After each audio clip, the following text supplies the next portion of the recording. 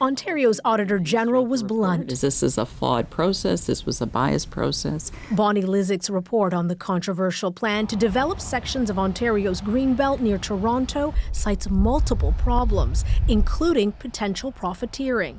We saw what we think is preferential treatment.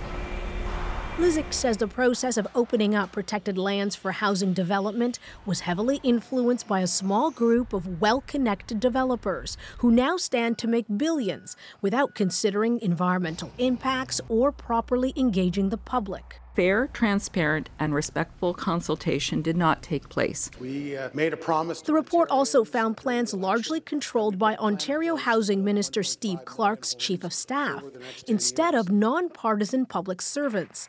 That's prompting calls for an investigation. I think further investigation of the relationship between the developers and the provincial government is necessary, and I hope the OPP picks up on that. I'm going to take full responsibility. I'm the Premier. That's where the buck stops. In response, Ontario Premier Doug Ford acknowledged flaws and says he will implement most of Lysyc's recommendations except reversing the Greenbelt development plans, citing the province's serious housing crisis. The process we will fix, but we're going to continue building homes.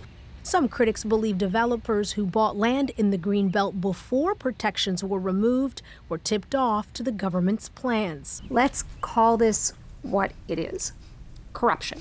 Opposition leaders are now calling for the housing minister to resign. We need real consequences for these actions, not just a shuffling of personnel. Ontario's Greenbelt was created in 2005 to limit urban sprawl. The Ford government has promised that any lands given over to housing will be replaced with new ones, but advocates want it left alone.